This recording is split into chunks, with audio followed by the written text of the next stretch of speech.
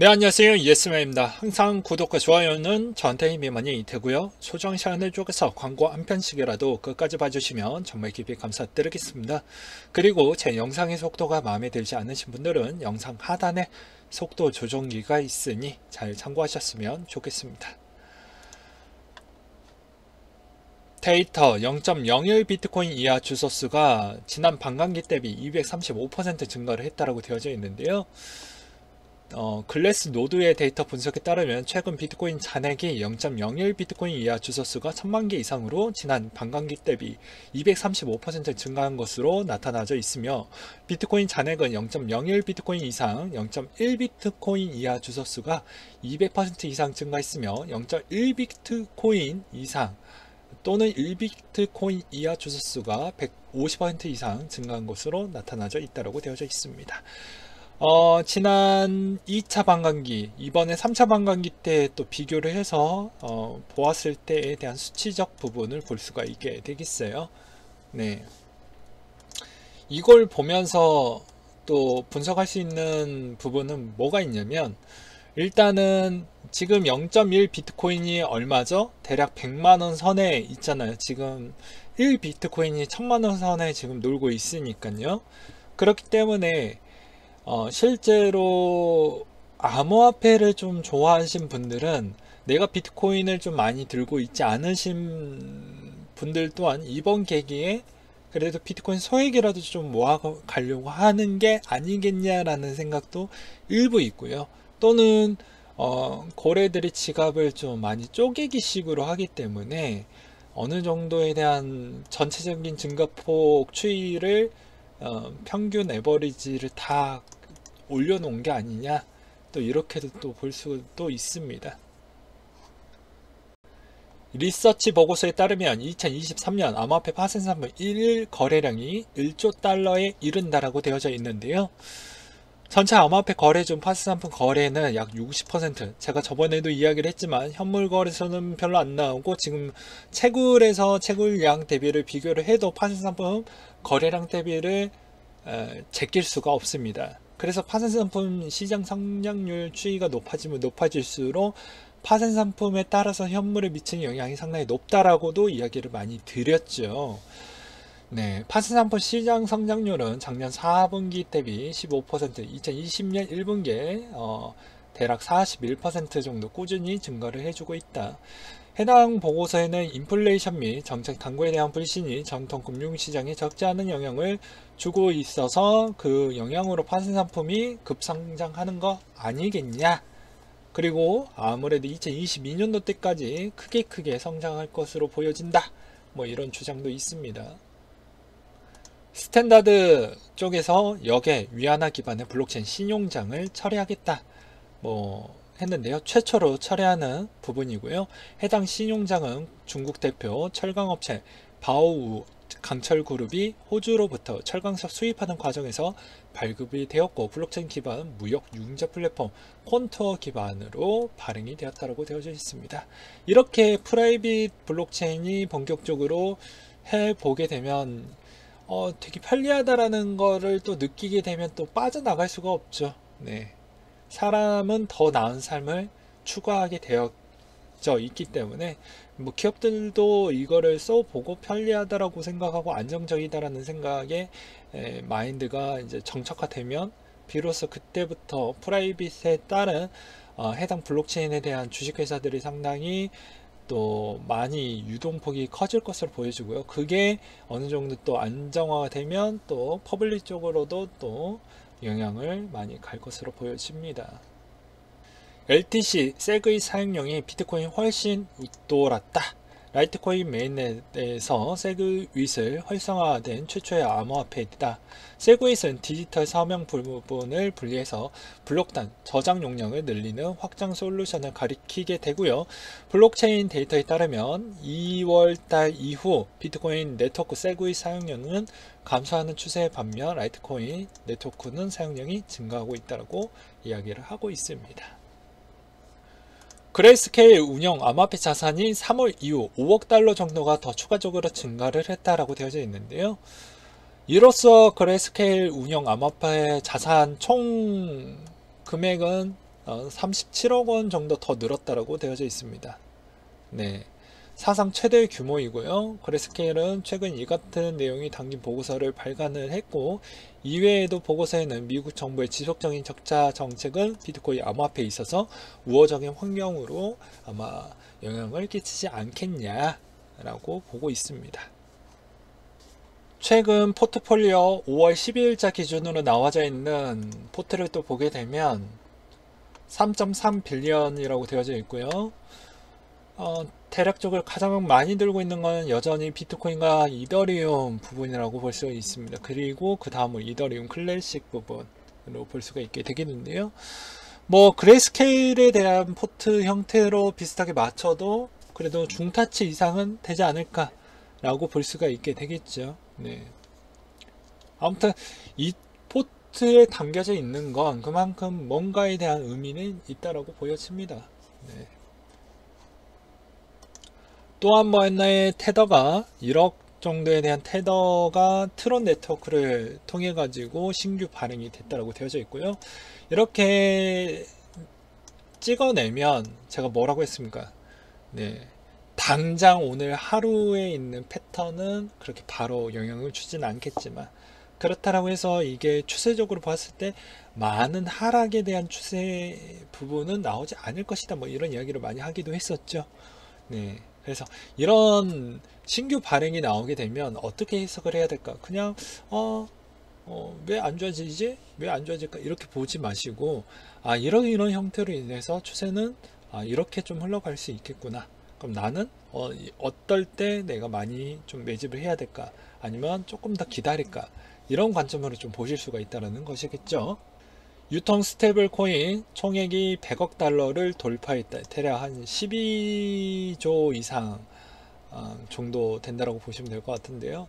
테더 매개 거래를 상당히 선호한다라고 되어져 있습니다. 미디어는 점점 더 많은 암호화폐 투자자들이 비트코인을 알트코인 구매하는 것보다 달러와 연동된 스테이블코인을 이용하는 것을 선호하고 있다고 설명을 했고요. 스테이블코인의 성장은 유통량 대부분을 차지하는 테더의 공급량에 기인한다 라고 되어져 있는데, 가장 많이 사용하고 있는 쪽은 바이낸스와 후오비. 그러면 이게 실제로 바깥에서 테더를 사용하는 것은 좀 아니고 그냥 거래소 위주로 사용한다는 게 맞겠죠. JP모건, 코인베이스, 제미니 계좌 개설의 승인을 받았다라고 되어져 있는데요. JP모건이 과거에 장난질을 좀 몇 번 쳤기 때문에 이번에 있는 이런 액션도 상당히 중요하게 보실 필요성이 있을 것 같습니다. 같이 한번 내용을 보도록 하시죠. 소식통에 따르면 두 암호화폐 거래소는 지난날 JP모건으로부터 계좌 개설을 승인을 받았고 현재 계좌를 이용하고 있다. 코인베이스와 제미니는 미국의 사용자들의 송금 및 이런 HCH 트랜잭션을 통해서 계좌에서 입출금이 가능해졌다. 이런 서비스를 이용하겠다라는 소식은 암호화폐 업계에서 상당히 중요한 사항으로 취급이 되고, 위험도 높은 분야에서 간주되는 암호화폐 거래소들에 대한 서비스 제공을 JP모건은 좀 피해왔고 나머지 주요 은행들도 피해왔는데, 비로소 이제 JP모건이 이렇게 품 안에 넣었다라는 것은 아무래도 이렇게 봐야 되지 않을까요? 이제 미국의 금리가 제로 금리이다 보니까 어느 정도 높은 금리를 줄 수 있으면서 조금 위험도에 있는 상품군도 좀 이제 품화되지 않겠냐라는 주장이 많이 나왔기 때문에 금융기관들이 슬며시 이제 접근을 하는 게 아닌가라는 생각도 들기도 합니다. 네. 해당 질병에 대한 위기로 인플레에 대한 우려가 커지고 있는 실정이다. 비트코인이 현금보다 낫다라는 주장도 많이 나오고 있는데요. 이것도 상당히 우리 구독자분들이 관심이 꽤 있습니다. 송인규라는 블록체인 투자연구소 소장이 이같이 이야기를 했다고 하는데요. 디지털 금을 검증받는 중이다. 이런 이야기를 하고 있습니다.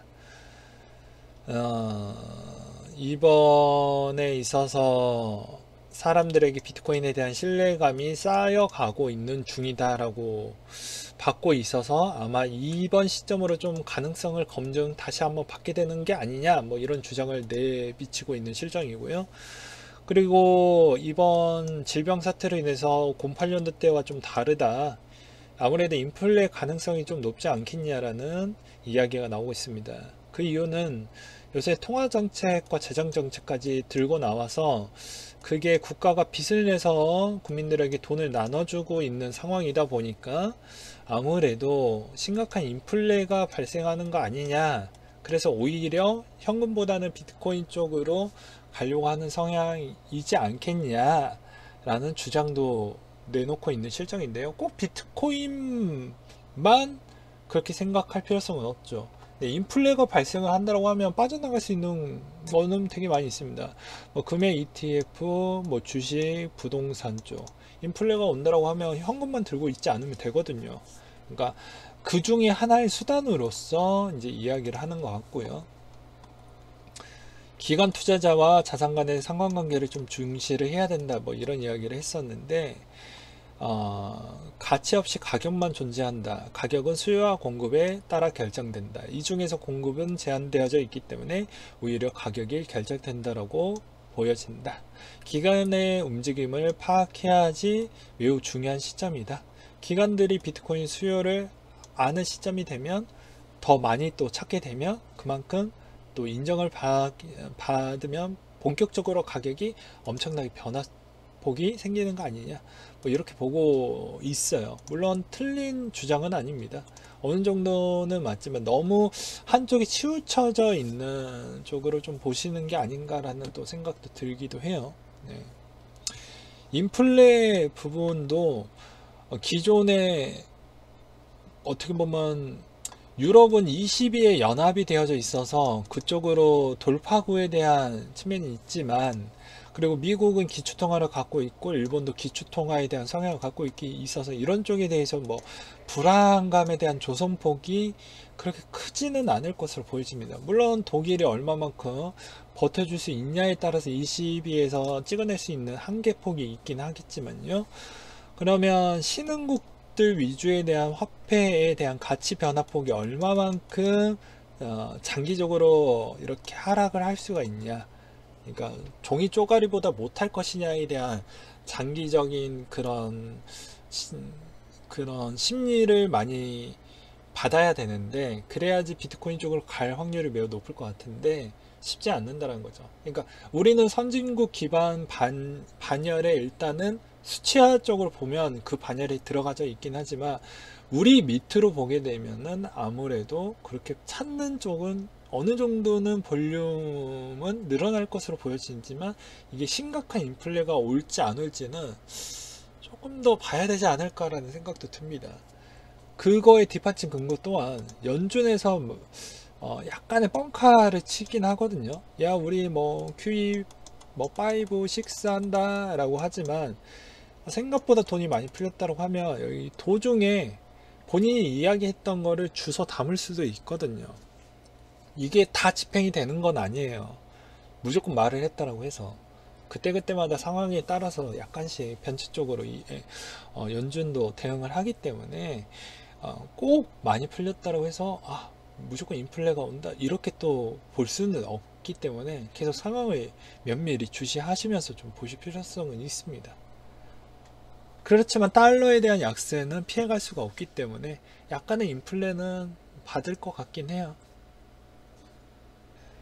해당 질병에 따른 인플레가 우려가 된다. 비트코인이 현금보다 낫다라는 주장을 블록체인 투자 연구소장 송인규 씨가 그런 이야기를 하고 있는데요. 같이 한번 내용을 보도록 하겠습니다. 비트코인 디지털 금보다 금을 검증받는 중이다. 뭐 이런 이야기를 하고 계시는데요. 아무래도 달러에 대한 가치가 상당히 많이 하락할 것으로 보여지다 보니까 앞으로 시간이 지나게 되면 그 디지털 금에 대한 가능성을 검증받는 기관으로 저렇게 연구소장님이 그렇게 보고 계시고요. 이번 질병 사태로 인해서 08년도와 좀 다르다, 인플레 가능성이 매우 크다라고 또 보고 있습니다. 아무래도 통화 정책과 재정 정책까지 썼기 때문에 국가에서 빚을 내서 국민에게 나눠주고 있는 상황이다 보니까 인플레가 심각하게 올 수 있다라는 주장을 내놓고 있고, 그것으로 인해서 비트코인을 찾는 사람에 대한 유족폭 또한 많이 클 수 있다라는 주장을 내비치고 있고요. 기관 투자자 상관관계 중시해야 된다라고 이야기를 하고 있는데, 짤막하게 이야기를 하면 기관의 움직임을 좀 파악하는 것이 무엇이 중요하고, 비로소 기관들이 진짜 진정한 비트코인에 대해서 관심을 보이게 되면 많이 사게 될 것이다, 뭐 이런 주장을 하고 있습니다. 일부는 저도 동의를 하지만 일부는 너무 편중되게 좋은 관점으로만 해석을 하신 게 아닌가 라고 생각이 듭니다. 모든 건 장점과 단점을 비교를 해야 되겠죠. 부동산 금융 상품을 물건 분석을 했었을 때도 항상 이 집의 뭐 장점 단점 항상 두 가지가 다 나오잖아요. 한 가지 관점으로 보면 약간의 리스크는 매우 커지게 됩니다. 그래서 여러분들도 항상 두 가지 관점으로 항상 보라고 습관화를 시키라고 제가 말씀을 많이 드리기도 했었죠. 이 내용으로서 동의하는 부분은 아무래도 달러에 대해서 많이 찍어냈기 때문에 달러의 약세는 피해갈 수가 없습니다. 그럼 얼마만큼 인플레가 나올 것이냐는 저도 잘 모르겠어요. 근데 인플레가 비트코인까지 영향을 줄 것이라도 저도 그건 물음표입니다. 주긴 할 것 같은데 얼마만큼 줄 거냐를 저는 잘 모르겠어요. 네. 그냥 저도 여기까지 이야기를 할 수 있겠죠. 주긴 할 것 같다 까지는 저도 얘기할 수 있습니다. 근데 얼마만큼 줄 건데 그거는 아무도 얘기를 못 할 것 같아요.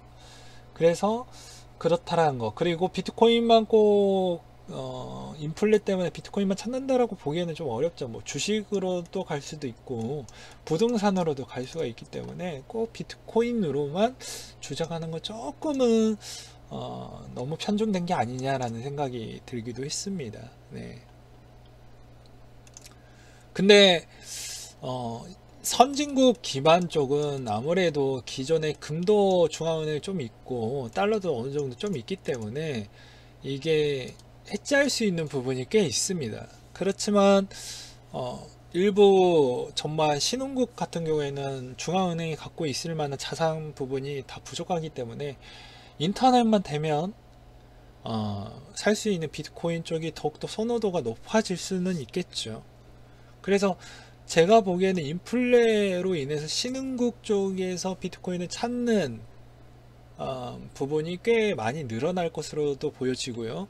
그리고 그 신흥국 쪽에서 체크해 볼 만한 부분은 통화 가치에 대한 하락폭이 장기적으로 쭉 오래 갈 거냐 아닐 거냐를 필수적으로 확인을 해볼 필요성이 있을 것 같습니다.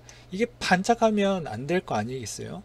이거 베네수엘라나 아르헨티나처럼 완벽하게 박살이 나야 비로소 볼륨이 크게 올라가듯이, 이란도 최근에 들어가고 인도도 요새 비트코인 많이 찾는다라고 하잖아요.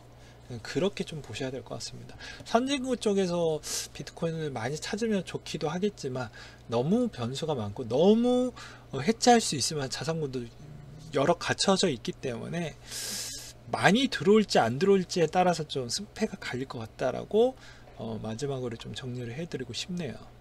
비트코인 거래량이 2016년도 반감기 이후 50배 이상 증가를 했다고 되어져 있는데요. 같이 한번 내용을 보도록 하겠습니다. 트위터를 통해 크립토 워치에 따르면 2016년도 현물 거래 최고량은 월 10억 달러 기록한 6월이었다. 당시 피크 때와 비교를 해서 4월 때 300억 달러 약 20배가 차이 나게 되었으며 평균 50배 차이가 난다라고 되어져 있는데요. 이게 되게 웃긴 게 2014년도 때부터 파생상품 거래소가 나왔고 테더도 그 언저리 시기 때 나왔습니다.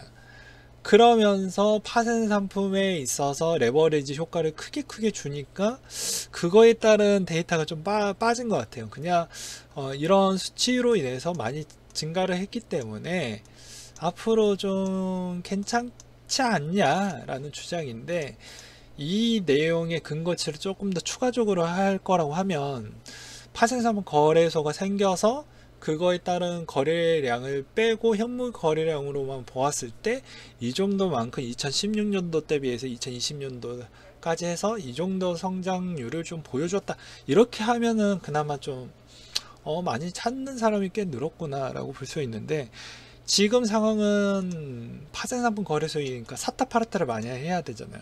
자연스럽게 파생은 자전거래니까 어쩔 수 없으니 그런 게 좀 많이 섞였기 때문에 이게 신뢰도가 높다라고 보기에는 조금은 어렵지 않겠냐라고 생각도 들기도 하네요.